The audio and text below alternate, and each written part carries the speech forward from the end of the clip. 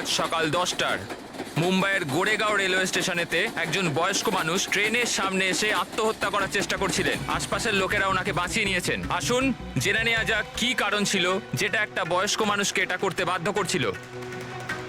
ছেড়ে দাও আমাকে, কেন আমাকে ধরে রেখে দিয়েছো? ছেড়ে দাও আমাকে, আমি বাঁচতে চাই না। কি করব আমি বেঁচে থেকে? কিন্তু আপনার সাথে কি হয়েছে? আপনি কেন আত্মহত্যা করতে চাইছিলেন? কি হয়েছে? আমার সঙ্গে কি হয়েছে? আমাকে আমাকে আমার একমাত্র ছেলে বাড়ি থেকে বার করে দিয়েছে ধাক্কা মেরে। আমি আমার ছেলেকে এত আদর যত্নে বড় করলাম, আর ও আমাকে ধাক্কা মেরে বাড়ি থেকে বার করে দিল। এটা তো খুবই দুঃখের কথা। এ কি অবস্থা আমাদের আজকালকার সমাজের। আপনার ছেলে কি করেন? কাজ? কি কাজ করে? স্কুলে স্কুলে যায়। টিচার বুঝি? না, পড়াশোনা করে, স্কুলে পড়াশোনা করে। এখন 8 বছর বয়স। হ্যাঁ, কি বললেন আপনি? কি বললাম আমি? আপনার ছেলের কত বয়স হলো? কত বছর বয়স? আপনি যে বললেন 8 বছর বয়স। আমার ছেলে 8 বছর বয়স মাত্র আমাকে ঘর থেকে বার করে দিল। আমি মরেই যাব। আপনারা শুনতেই পেলেন, ইনি দাবি করছেন যে এনার 8 বছরের ছেলে নাকি বাড়ি থেকে বের করে দিয়েছে। কি এমন ঘটেছিল? কে এই 8 বছরের বাচ্চা? রেল লাইনে মাথা দিচ্ছিলেন যে বয়স্ক মানুষ, তার 8 বছরের ছেলের খোঁজ আমরা পেয়ে গেছি। আসলে তিনি একজন 33 বছরের সফটওয়্যার ইঞ্জিনিয়ার। বয়স্ক মানুষটির মস্তিষ্কের সমস্যা থাকার জন্য উনি এখনো ছেলেকে 8 বছরেরই ভাবেন। উনার ছেলে আমেরিকায় থাকেন আর সে উনাকে বাড়ির বাইরে বার করে দিয়েছেন।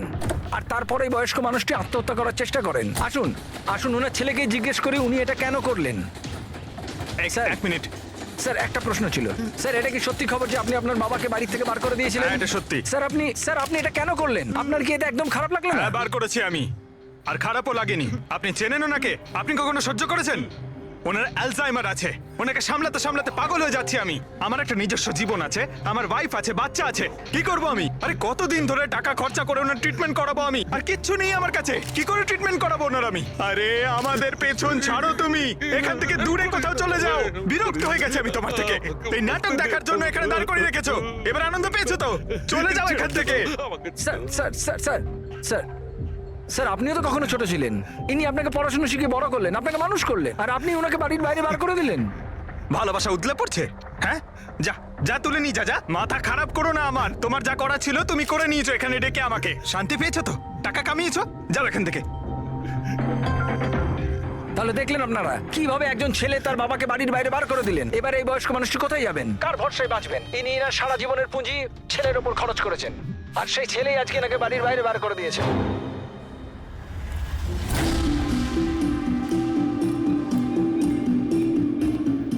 সুন্দর সুন্দর বেলুন আছে, বাড়ির বাচ্চাদের জন্য নিয়ে যান। বেলুনওয়ালা এসে গেছে, বেলুনওয়ালা। এই যে ম্যাডাম, বেলুন বেলুন নিয়ে নিন, নিয়ে যান। হ্যালো, বেলুন বলবেন, বেলুনওয়ালা। বেলুন বেলুন নিয়ে যান, বেলুন। বেলুন নেবে নাকি বাবা? বেলুন নিয়ে যাও। নেবে বেলুন? বেলুন বেলুনওয়ালা, বেলুন বেলুন নিয়ে যান।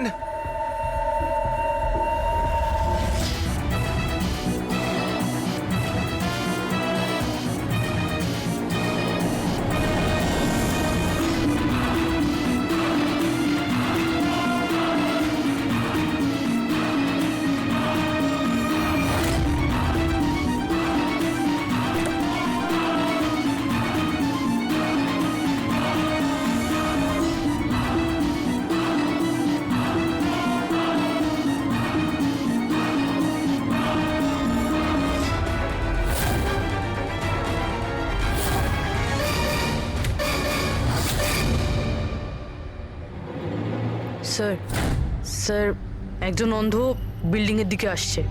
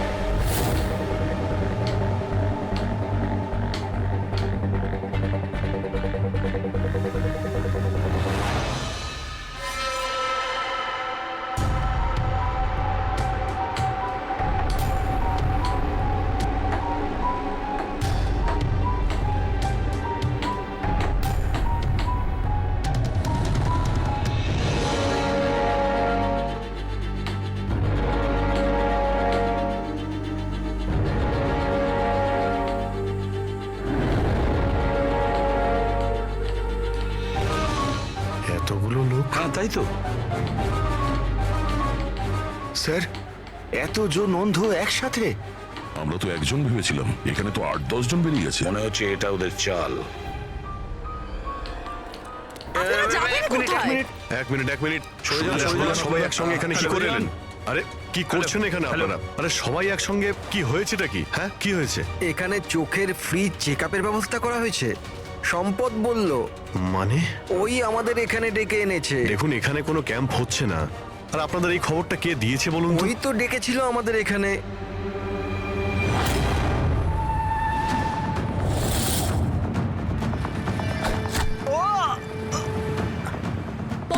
পঙ্কজ! পঙ্কজ! পঙ্কজ?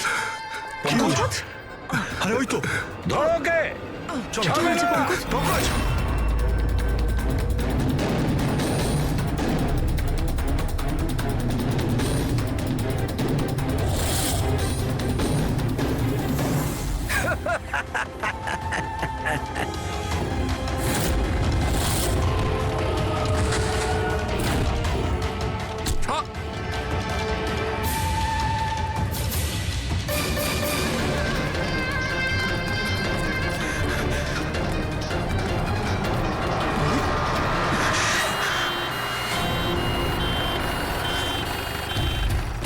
এসো এসো, তাড়াতাড়ি এসো।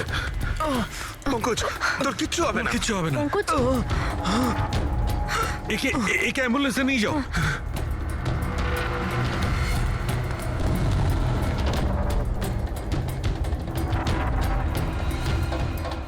পঙ্কজ পঙ্কজ তোর কিচ্ছু হবে না। পঙ্কজ! সারিকা এ নাও, বিষটা জানার চেষ্টা করো। বিষের সন্ধান না পাওয়া গেলে আমরা অ্যান্টিডোট দিতে পারবো না। পঙ্কজ Fast, আমাদের fast. কথা শুনতে পাচ্ছ? ও শুনতে পাচ্ছে না, ওকে ঘুমোতে দিও না। আই উইশ আমাদের কাছে অ্যান্টিডোজটা আছে, না হলে ওকে আমাদের হসপিটালে নিয়ে যেতে হবে। অ্যান্ড আই এম শিওর এই বিষটা আগের বিষটার থেকে অনেক বেশি সাংঘাতিক। সারিকা একটা কাজ করো, ন্যাশনাল বায়ো সেন্টারকে ফোন করো আর ফোনটা আমায় দাও।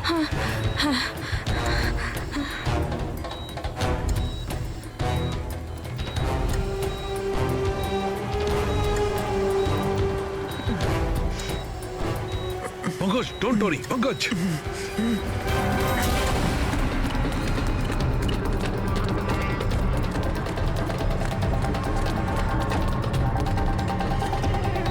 স্যার, ও মাই গড, এটা হতে পারে না। বস, ওর তো বিষটাই পাল্টে দিয়েছে। কিন্তু স্যার আমাদের কাছে এতগুলো অ্যান্টিডোটস আছে, একটা তো অন্তত কাজ করবে। কোনো কাজ করবে না বস, এটা গাছের বিষই নয়, ও বিষটা পাল্টে দিয়েছে। এবার কি হবে সালুকে? কিছু একটা করো। পঙ্কজ, পঙ্কজ কিপ ব্রিদিং, সব ঠিক হয়ে যাবে। হ্যাঁ,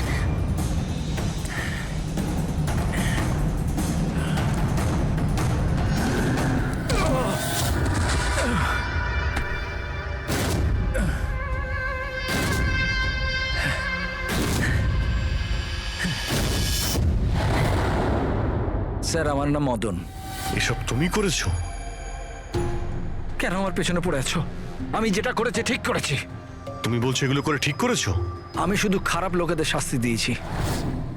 যারা নিজেদের বাবা মায়ের খেয়াল রাখে না, তাদের বেঁচে থাকার কোনো অধিকার নেই। যখন আমার মায়ের মৃত্যু হয়েছিল, আমার দুনিয়া শেষ হয়ে গেছিল। ওই সময় তখন থেকেই আমি এই সংহতি বৃদ্ধাশ্রমে শুরু করেছি। স্যার, ওখানে যত বয়স্ক বাবা মা আসেন না, সব তাদের সন্তানের কাছে অত্যাচারিত।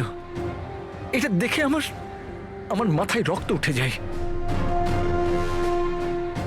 আমি সেই সময় সিদ্ধান্ত নিই যে এই সবগুলোকে আমি শাস্তি দেব। সেই জন্য এদের মেরে দিই। আমি কি ভুল করেছি? আমি কিছু করুন স্যার, কিছু করুন স্যার। কিচ্ছু করতে পারবো না যতক্ষণ না ওই বিষটা কম্পোজিশন জানতে পারছি। ফ্রেডি, আমরা কিচ্ছু করতে পারবো না। যদি ভুল অ্যান্টিডোট দেওয়া হয় তাহলে আরো বেশি ক্ষতি হবে ভাই। স্যার, স্যার পঙ্কজের অবস্থা তো খারাপ হচ্ছে আরো। স্যার পালস পড়ে যাচ্ছে, হসপিটাল নিয়ে যেতে হবে হসপিটালে স্যার। কিচ্ছু হবে না, আমাদের এত সময় নেই টেস্ট করার মতো। যতক্ষণ এই বিষটা অ্যান্টিডোট পাচ্ছি। পঙ্কজ! হ্যালো, হ্যাঁ স্যার, হ্যাঁ স্যার, ধরা পড়েছে স্যার। খুনি মদন। হ্যাঁ, বিষ? হ্যাঁ আমি জানছি স্যার। কখনো জানতে পারবে না তোমরা, কখনো জানতে পারবে না তোমরা। ওরা শাস্তি পাবে, ওরা শাস্তি পাবে। ও নো! মদন! মদন মদন তাড়াতাড়ি অ্যাম্বুলেন্স ডাকো, তাড়াতাড়ি! না স্যার, কোনো লাভ নেই। আমার কাজ হয়ে গেছে না, স্যার। মদন, মেনে নিচ্ছি তুমি ওদের সাথে যা কিছু করেছো ঠিক করেছো, কিন্তু তুমি যাকে ওই বিষটা দিয়েছো ও নির্দোষ, ও নিরপরাধী, ও কিচ্ছু করেনি। ওই বিষটা কি বলো? হ্যাঁ BTX। স্যার, ওই বিষটার নাম BTX স্যার। সালুখে ওই বিষের নাম হলো BTX। ঠিক আছে পঙ্কজ, কিছু হবে না। নার্ভাস হয়েও না, কিছু হবে না। দেখো কিছু হবে না। ওকে চোখ বুঝতে দেবে না। মদন! ব্যাস হয়ে গেছে, হয়ে গেছে। You will be alright. আর পঙ্কজের কিচ্ছু হবে না, কিচ্ছু হবে না। ওয়েলকাম মাই বয়, ভয় পেও না, কোনো ক্ষতি হবে না তোমার। তুমি মানুষ হিসেবে সত্যি ভালো ছিলে, কিন্তু যা করেছো তা খুবই খারাপ। এই তো চলে গেল অভিজিৎ, কিন্তু যাই হোক এর ওই বৃদ্ধাশ্রমটাকে বন্ধ হতে দেব না।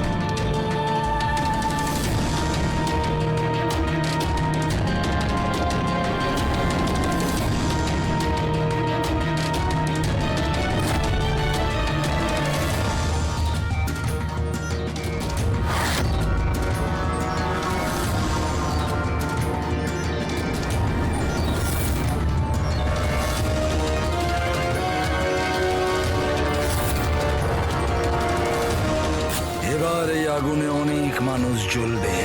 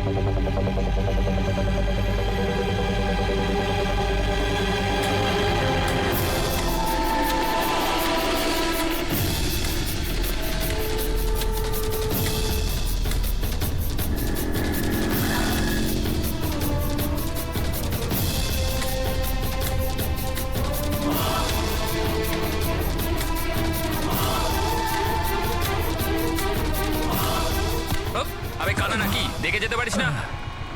অন্ধই আমি ভাই। আরে আরে ভাই, সরি আরে, সরি, আমার লাঠি। আমি বুঝতে পারিনি। আপনার এইভাবে বাইরে বেরোনো উচিত নয়, আপনার আঘাত লেগে যেতে পারে তো। ক্ষমা করবেন, আমায় আর একটু সচেতন হতে হবে। ঠিক আছে ঠিক আছে, সাবধানে যাবেন। আগে আগে। আপনি যেতে পারবেন না, আমি ছেড়ে দিয়ে আসবো। না না, আমি চলে যাব। ঠিক আছে। Thank you.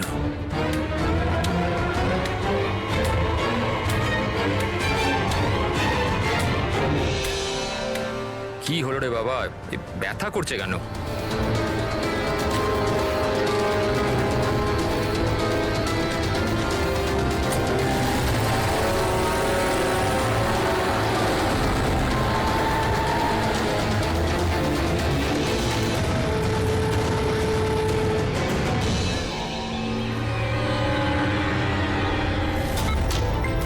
কিছু হবে না, কিছু হবে না তোমার। তুমি তুমি তুমি স্থির থাকো।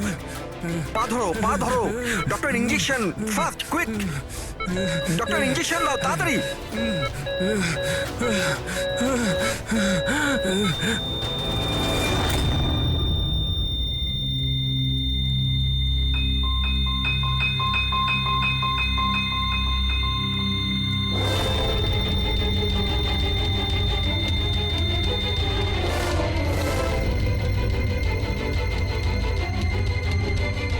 ও my god, he is dead. আর এনার মৃত্যু ন্যাচারালও নয়। এবার কি? আমি জানি প্রিয়া, ইটস এ মার্ডার। আমি ডক্টর সালুখেকে এই কেসের ব্যাপারে সব কিছু বলে দিয়েছিলাম। এতক্ষণও তো উনি ফাইন্ড আউট করেই নিয়েছেন যে রমেনের মৃত্যুর প্রকৃত কারণ কি। বিষ? রমনের মৃত্যু বিষক্রিয়ায় হয়েছে? হ্যাঁ বস, খুব মারাত্মক বিষ। প্রথমে এটা মানুষের মস্তিষ্কে প্রভাব বিস্তার করে। প্রথমে ডিলেরিয়াম, ফটোফোবিয়া, অ্যামিনেশন। তারপরে ওই বিষটা অন্য অঙ্গ প্রত্যঙ্গে প্রভাব বিস্তার করে। বাকি অঙ্গ প্রত্যঙ্গ ধীরে ধীরে কাজ করা বন্ধ করে দেয় আর মানুষের মৃত্যু হয়। ডক্টর সালুখে, এটার কোনো অ্যান্টিডোট হবে নিশ্চয়ই? সব বিষেরই অ্যান্টিডোট হয় ফ্রেডি, কিন্তু সেই জন্যে আমাদের ওই বিষের ব্যাপারে সবকিছু জানা প্রয়োজন। আর বস, এই বিষ খুব সহজে ধরা যায় না। আমাকেও অনেক ধরনের টেস্ট করতে হয়েছে ওই বিষটা আইডেন্টিফাই করতে। স্যার, বীজ দিয়ে মারা আলাদা কথা, কিন্তু এমন বীজ দেওয়া যাতে এইভাবে ছটফট করতে করতে মরবে, এটা কিরকম চমকে যাওয়ার মতো কথা না স্যার? সে যেই হোক, এতটাই ঘৃণা করতো রমনকে যে ও ওকে এরকম সাংঘাতিক ভাবে মেরে ফেললো। বুঝে উঠতে পারছি না কে হতে পারে, কে হতে পারে। যে কেউ হতে পারে স্যার। স্যার, ওই রমেনের জুয়ন নেশা ছিল। ক্রিকেট, রেসকোর্ট, সাট্টা, সব রকমের জুয়া। আর এইসবের চক্করে ওর 5 কোটি টাকার ধার হয়ে গিয়েছিল। 5 কোটি? 5 কোটি? হ্যাঁ স্যার, ওর কাছে হুমকি ভরা মেসেজ এসেছিল। ওর ফোন রেকর্ডে এরকম প্রচুর মেসেজ রয়েছে যেগুলো ওকে বুকিজ আর সাট্টার লোকেরা পাঠিয়েছিল। এই দেখুন। স্যার, হতে পারে যে এদের মধ্যেই কারুর হুমকি সত্যি হয়ে গেছে হয়তো। বুঝতে পারছি না, কিন্তু যেভাবে মেরেছে স্যার, মনে তো হচ্ছে না কোনো বুকির কাজ এটা। যাই হোক, এদের ডাকতে তো হবেই। দেখা যাক কিছু পাওয়া যায় কিনা। Hello ACP Pradyuman. আচ্ছা, ঠিক আছে।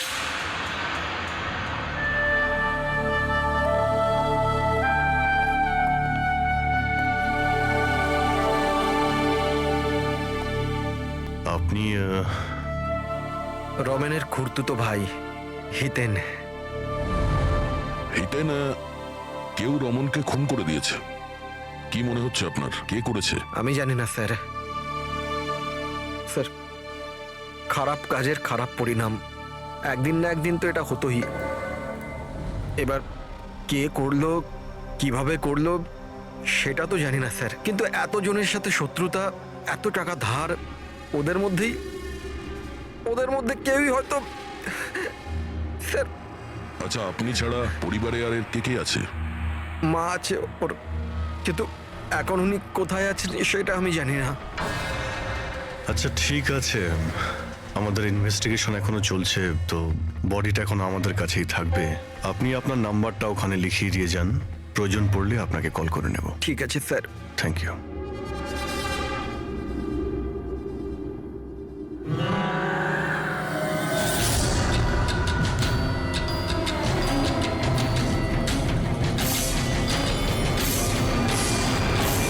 এতটা দুঃখ পাইনি যেটাও দেখাচ্ছে।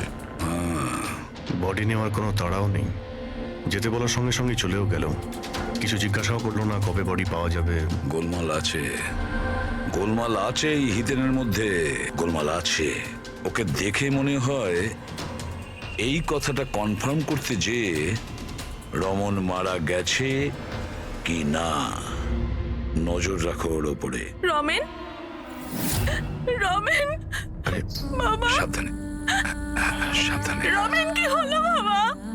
রমেন, ম্যাম আপনি আমার ছেলে রমেন, রমেনের কি হলো স্যার? কি হলো বাবা? কি হলো? আমি তো তোর অপেক্ষায় ছিলাম যে তুই আসবি আর আমাকে বাড়ি নিয়ে যাবি, কিন্তু তুই এত দূরে চলে গেলি বাবা।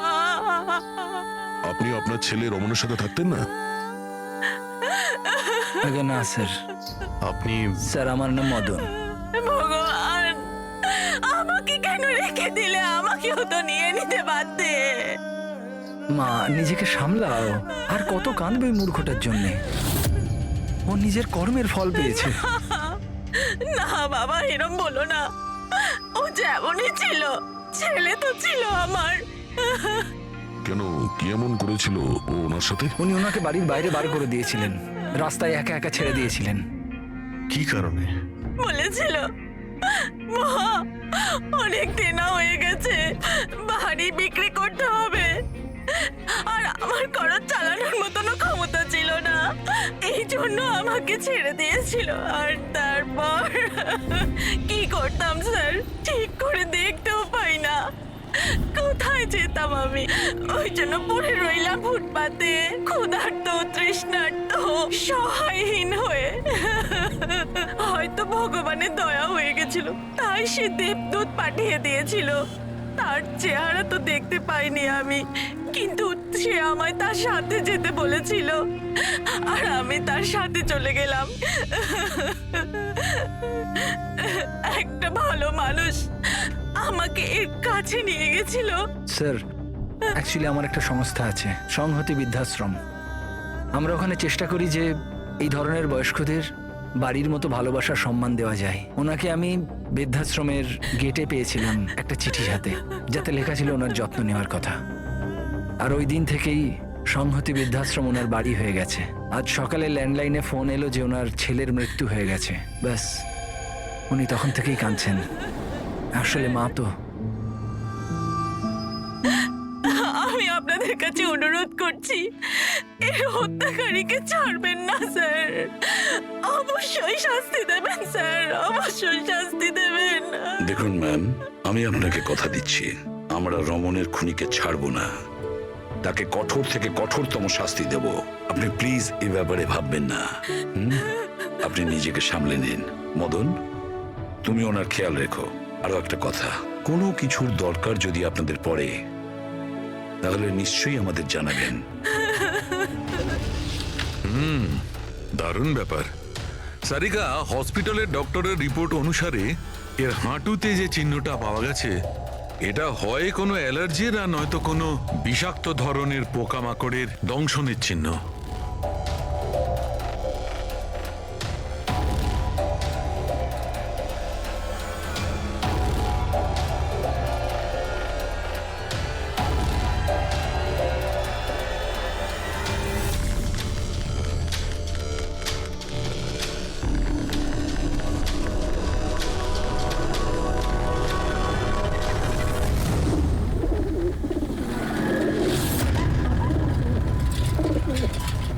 স্যার, এই হিতেনের হাবভাব কিন্তু ভালো ঠেকছে না।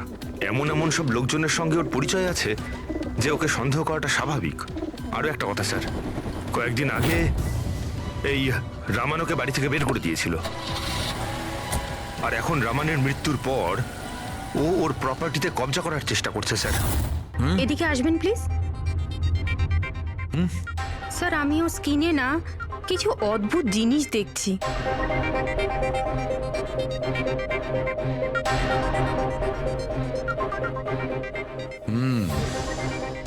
সারিকা, এই যে অদ্ভুত জিনিসটা দেখতে পাওয়া যাচ্ছে, আসলে এটা প্যারাফিন।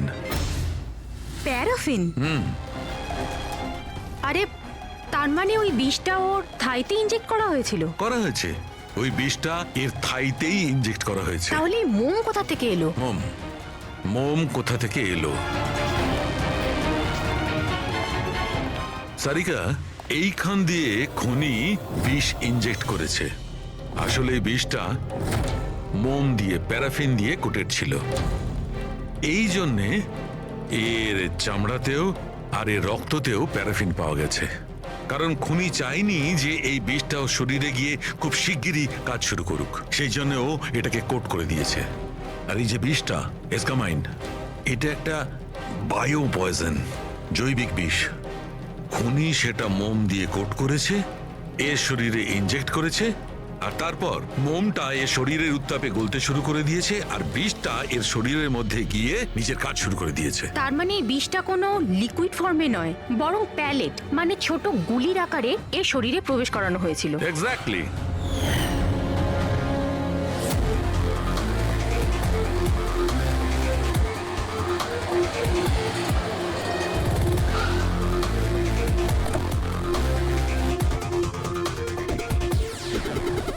এই হলো সেই কনস্ট্রাকশন সাইট যেখানে রমন ইঞ্জিনিয়ার ছিল। ওর কলিগেরা বলছিল যে এখান থেকে বেরোনোর পরে ওর পায়ে একটু সমস্যা হয়েছিল। কিন্তু এখানে যে সমস্ত ওয়ার্কার্সরা কাজ করে, ওরা বলল যে যতক্ষণ কনস্ট্রাকশন সাইটে ছিল ততক্ষণও ঠিক ছিল। তার মানে যা কিছু ঘটেছে কনস্ট্রাকশন সাইট থেকে বেরিয়ে এসে ঘটেছে, তার মানে এখানেই হয়েছে। এখানে তো আশপাশটা খুঁজে দেখি, যদি কেউ কিছু দেখে থাকে। স্যার আপনারা যান, আমি একটু চা খেয়ে আসছি। মানে ওই চাওয়ালাকে জিজ্ঞেস করে আসছি যে কিছু দেখেছে কিনা। অভিজিৎ, এই বাচ্চাটা কনস্ট্রাকশন সাইটের সামনে কাগজ বেচছে, ওকে কিছু জিজ্ঞাসা করি।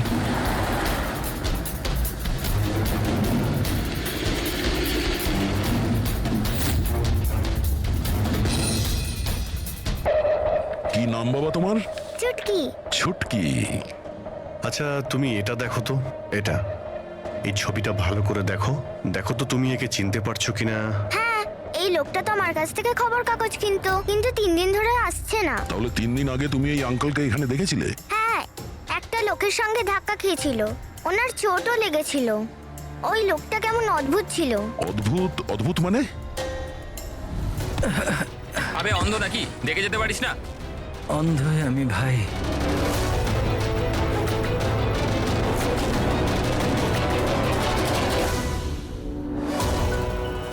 কি হলো ভাই, এত ব্যথা হচ্ছে কেন?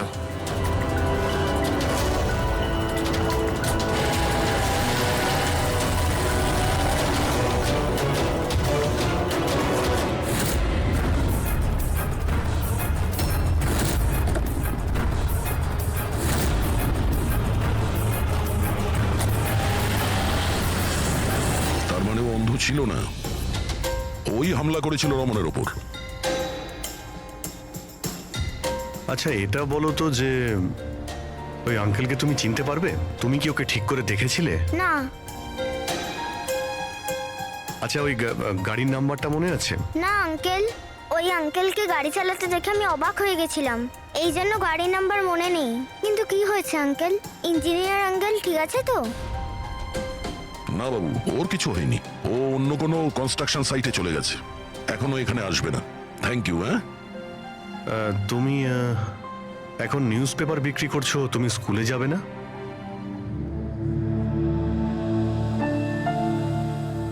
কি ব্যাপার? হ্যাঁ, স্কুল তো যাওয়া উচিত।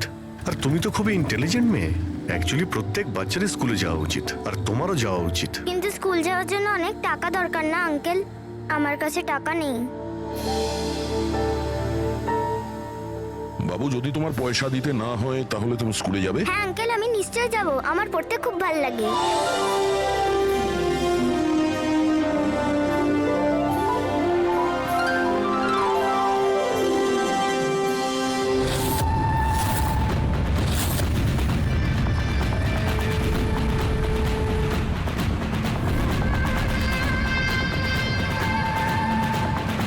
সমীর, এবার তোমার পালা।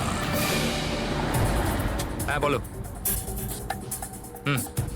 ভাই তুমি একবারে বুঝতে পারো না নাকি? দেখো আমি তোমায় আগেই বলেছি, তুমি যা খুশি করো, আমি ওই ফালতু জায়গার জন্য একটা টাকাও খরচ করব না।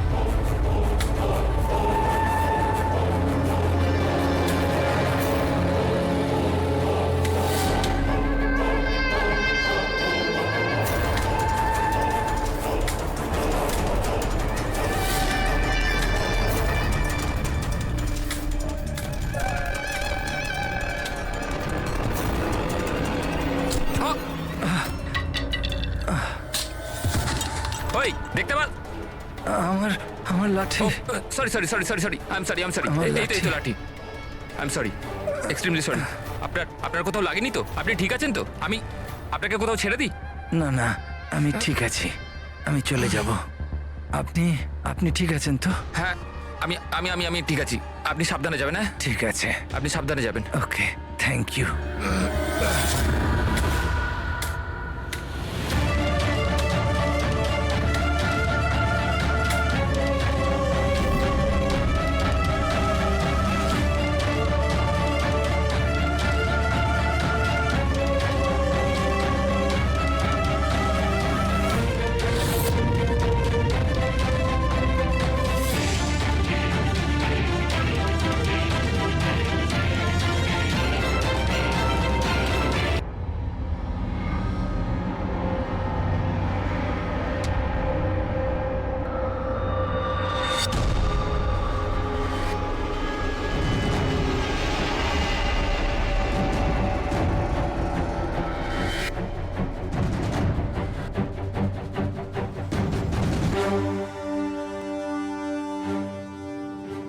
শাহরুখে, কি জানতে পারলে? বস, এই লোকটাকে যে বিষটা দেওয়া হয়েছে সেটাও কোনো গাছ থেকেই তৈরি করা হয়েছে। কি, এটাও কোনো গাছ থেকে? হ্যাঁ বস, কিন্তু এটা কি ধরনের বিষ সেটা সারিকা এক্ষুনি জেনে যাবে।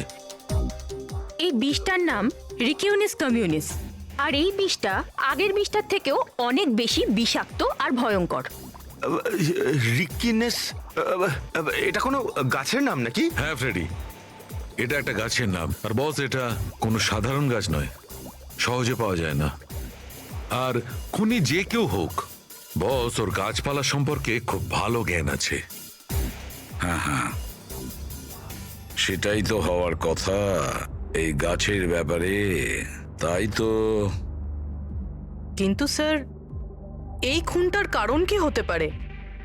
আমরা তো রামানের খুনের কারণ জানি না, সমীরেরও না, আর দূর দূর পর্যন্ত এদের নিজেদের মধ্যে কোনো সম্পর্কও ছিল না।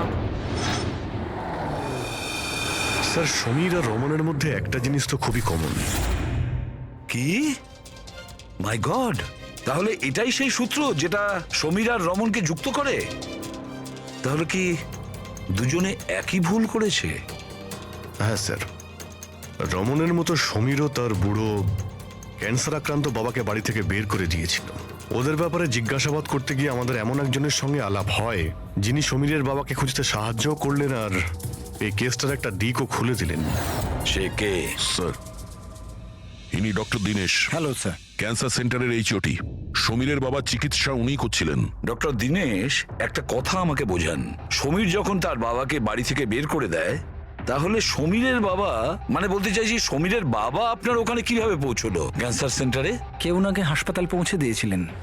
আমি হাসপাতাল পৌঁছেছিলাম যখন আমি ওনাকে দেখলাম একটা চেয়ারে বসে কিছু বিড়বিড় করছিলেন, হাতে একটা খাম ছিল। আমি জিজ্ঞেস করলাম, আপনি কে? কিন্তু উনি কিছু মনে করতে পারলেন না। আমি ওনার হাত থেকে খামটা নিলাম।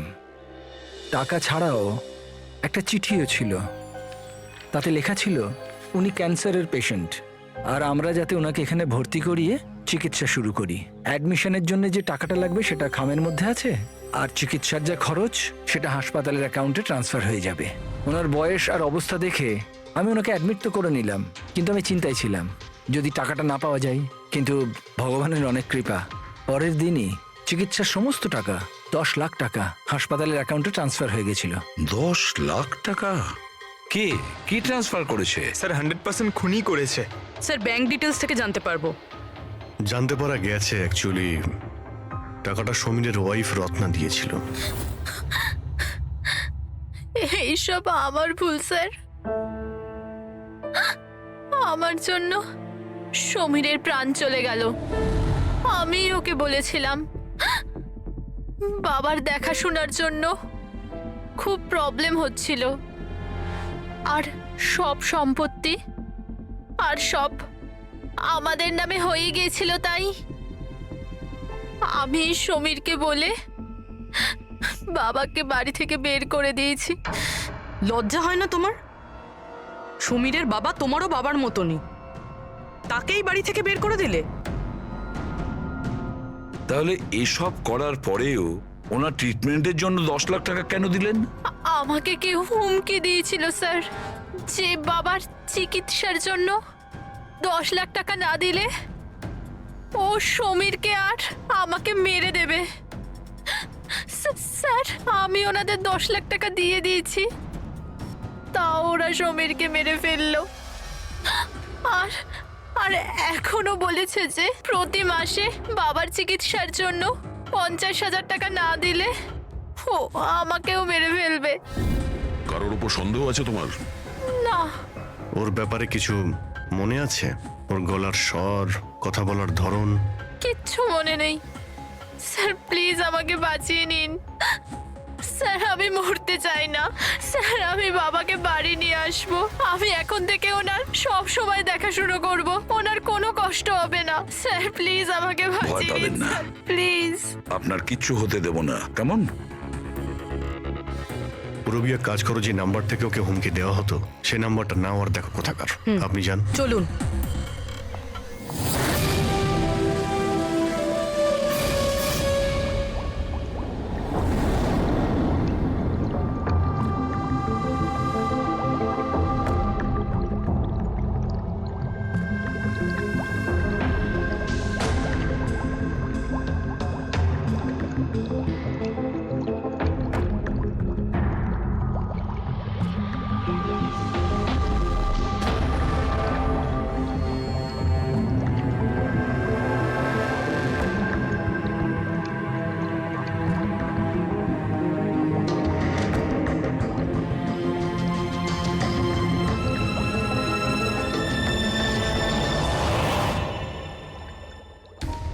স্যার, আমরা এতগুলো অ্যান্টিডোটস বানিয়েছি, কিন্তু এটার কি নিশ্চয়তা আছে যে খুনি এর মধ্যেই কোনো একটা বিষ ব্যবহার করবে?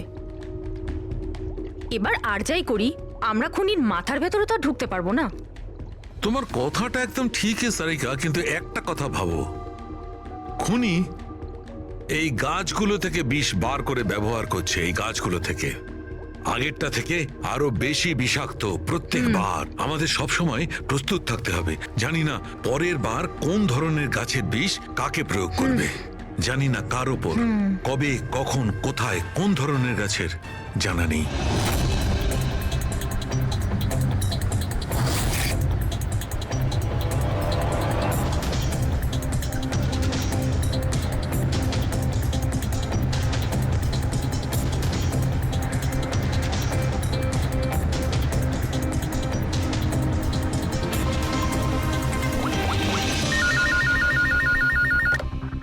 হ্যালো। হ্যাঁ হ্যাঁ, পুরবি বলো। স্যার, সেই ফোন বুথটা যেখান থেকে খুনি রত্নাকে খুনের হুমকি দিয়েছিল সেটা ওই বান্দ্রা রেল স্টেশনের কাছেই। Bandra railway station? কিন্তু ওখানে তো খুব ভিড় থাকে, ওখানে নিশ্চয়ই ও অন্ধ সেজে এই কাজটা করেনি। খুবই কঠিন এটা জানতে পারা। স্যার, কেউ কিছু জানে না সেটা ঠিক, কিন্তু একটা বিশেষ ব্যাপার হলো সেটা এই ফোনগুলো সকাল 11টা থেকে 12টার মধ্যে করা হয়েছে। আর রেলওয়ে স্টেশনের কাছে একটা বাস স্ট্যান্ডও আছে যেখান থেকে পুনেতে বাস যায়। পাশেই বাস স্ট্যান্ড আছে, মানে ও ট্রেনে করে যেতে পারে আর বাসে করেও। ঠিক আছে, কোনো ব্যাপার না, দেখছি। ভাইন্দার, তার মানে খুনি মুম্বাইতেই থাকে আর শুধুমাত্র সমীরকে খুন করার জন্যই পুনা গেছিল? তাহলে পুনাও ট্রেনে করে গেছিল, কিংবা বাসে, কিংবা কোনো প্রাইভেট গাড়ি, কিংবা তার নিজের গাড়িতে। সেটাই তো স্যার, খুনি এটা জানতো যে আমরা রত্নার কাছে পৌঁছবই, আর এই কলের ব্যাপারটাও আমরা জেনে যাব। সেই জন্যই ও আমাদের বিভ্রান্ত করছে, আমাদের সঙ্গে খেলতে চাইছে। হ্যাঁ, খেলাই খেলছে। কিন্তু স্যার, আমরা খুনি পর্যন্ত পৌঁছবো কি করে? আমাদের কাছে তো ওর বিরুদ্ধে কোনো ইনফরমেশনই নেই, আর আমরা এটাও জানি না যে ওর পরবর্তী শিকার কে হবে। পঙ্কজ, খুনি শিকারের কাছে পৌঁছানোর আগেই আমরা তার কাছে শিকার পৌঁছে দেব।